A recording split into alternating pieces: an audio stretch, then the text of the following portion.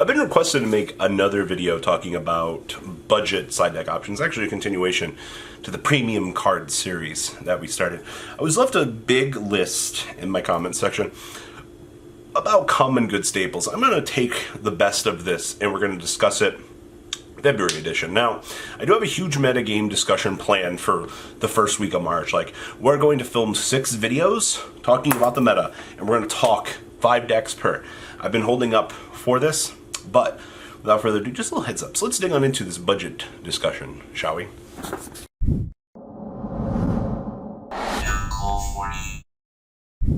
Now, I don't know why, outside of like making 3 decks, the budget series is like there. I mean, to the extent it's like build Salamangreat from 3 structure decks. Alright, look at me here. You want to be a competitive player. Here's some stuff that you're going to need. Alright, first up, Ash Blossom. I know $7 is not the most pleasant looking thing to you guys. And I've read a lot of comments from a lot of people that they could not get the Salamangreat structure deck. Go back to Walmart, Target, Meijer if you live in the Midwest, Kmart if those things still exist. Buy them. Now, if you don't want to play Salamangreat, I would have said Pendulum Magician would have been the best deck. Now, my definition of budget's like 100, 150, and that's not ideal for a lot of people. But there are things that you can do, and I understand that, but Ash being $7 is about as budget as it's going to get for a power scaling card, honestly. And I know the fact that 3 Salamangreat structure decks with 3 Ash looked very presentable to a lot of players, and unfortunately, you know, trash like this is expensive now, you know. I remember I had people at Sneak Peek asking me for these for free, and me being the massively greedy asshole I am, said no to everybody because I knew this was going to be good, and now I have a playset for myself. So, being greedy does come in handy. But, that's outside of the fact. But yes, Ash Blossom is an essential staple no matter what you're really playing in this format, besides True Draco. But it is a card that no matter what you're playing, you are going to see a lot of vibrance and a lot of value come from the card. So yes, they're $7 a piece. If you can't get away with buying 3, buy 2. Next up on this list is Effect Veiler. Now, a lot of people can be like, really, Veiler? Veiling... Okay, so there are a couple of windows that I've heard that you want to Veiler if you're playing Salamangreat. And this is just some budget advice, and take this from me, however you will. So, Veiling the Mirage Stalio isn't terrible. Veilering the Gazelle for the dump isn't bad.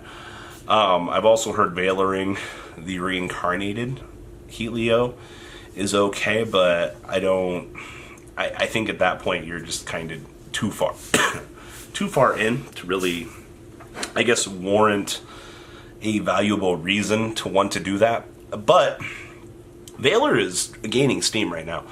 You know, no matter what kind of player you are, budget, medium, or competitive, like, I do think that you should be looking to Veiler. And this is very important to the budget players. You have 2 very good staples, 2 good hand traps for honestly really what you're playing, as long as your deck can do some sort of combo. I know there's a Goki deck that did something at the PPG.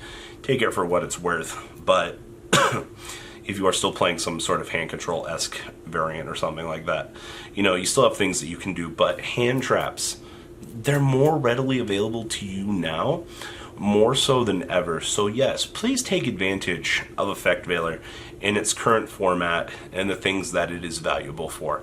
You shouldn't have any problem getting them for a decent price. Obviously, you're buying commons, alright? Don't go after that shiny gold rare shit. No, it's not worth it. Alright, take my advice. Go base rarity if you're looking for value.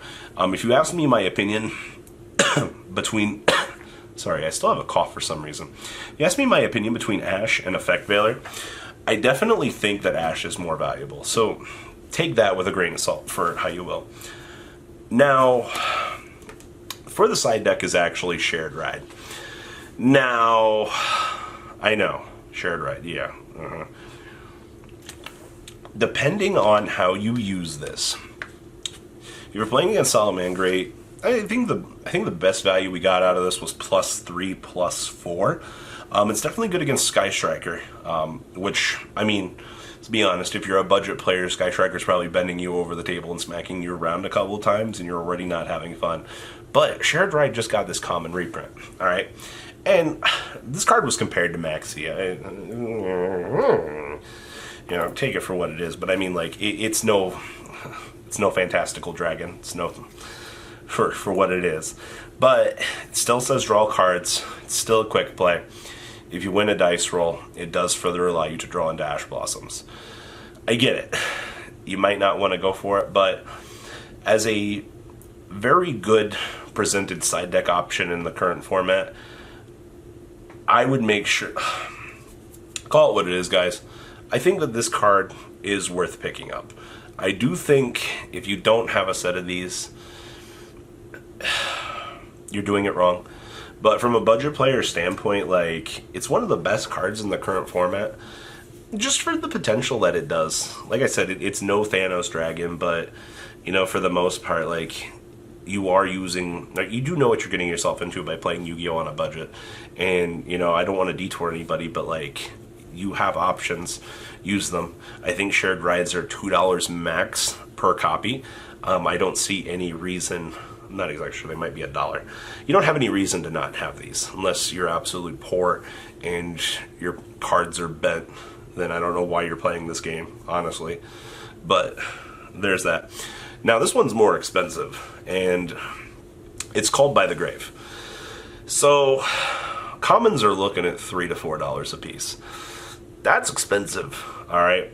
But as a card that can okay, look at me here, alright? This card does things, alright? Every card on this list besides Ash Blossom is okay. Ash Blossom is great. As a budget player with Called by the Grave, now, depending on what the rest of your deck is, Called by the Grave might not be something important or something that you would want to pick up. But you can bet your ass that if you pick up some Called by the Graves and you play them in a right situation, you are going to get rewarded. Because that is the type of card that will fucking reward you. And it's the kind of card that'll burn your asshole. Trust me on that. There's a reason why I'm not playing the motherfucker at the moment. That card is so bad to me. You would think it would be good in Sky Striker, like, for the amount of times I get drolled and I get ashed, and, like, I can't take my turn, alright? Yeah. Sure, I understand it. Like, it's a rough life out here. And then there are just other times where I would be main decking Called by the Grave, and it's like, why are you here? Oh, this is anti-hand trap. That's mainly what you're looking for. It's a card that stops hand traps. It's a card that stops detrimental effects to your deck. I'm not exactly sure how much leeway you're trying to get out of budget side deck options, but between this and Ash, I think that these are probably the two best to go with, honestly. I mean, you have options available to you if you can't afford called buys. But once again, you know what you're getting. The card's good. Like, it's one of the better ones. Now, the last thing I'm going to put on this list is Twin Twister. Now, I understand the price tag for some Twin Twisters are $4 to $5 a piece. And that is strictly not realistic to some of you guys. But you do know that Cosmic Cyclone, Mystical Space Typhoon, Heavy Storm Duster do exist. These are all alternatives to this if you cannot afford Twin Twisters. You have to understand, though, that you are paying for what you are getting. That effective discard one, take care of two cards option is really crucial in the main phase. Now, if you're a budget player and you got some Cosmic Cyclones and you keep running into True Draco, I mean, okay, you got the better end of the spiel. You know, sure, you lose 1,000 life points, but, you know, you don't have to worry about annoying-ass True Draco spells and traps, you know, messing you up or getting a Tribute Summon. That's one good thing I would look at this. Meanwhile, things like MST are a little bit slower. I understand that. I mean, the cards are just terrible against True Draco. But on the flip side, Heavy Storm Duster being a trap that you have to set, depending on what options you are looking for, might not be great for you. Honestly, budget-wise, I'd probably look to Cosmic, depending on what I'm playing. Same thing with, I'd be between Cosmic and Twin. I would also give honorable mention to the Heavy Storm Duster. MST's kind of like on the lowest part of that list, because like, it's not so good, but it kind of just depends on the time of day, actually. So guys, what do you think about these options? I do want to talk about DD Crow and some other ones in another video. Don't worry, we will get there.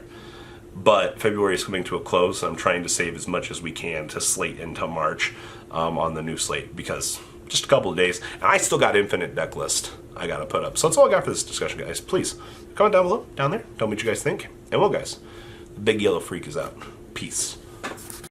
The ride never, well, truly ends. Thank you, patrons. Without you guys, I don't know what I'd be wearing in these videos. I might be a Truffle Shuffle incident all over again.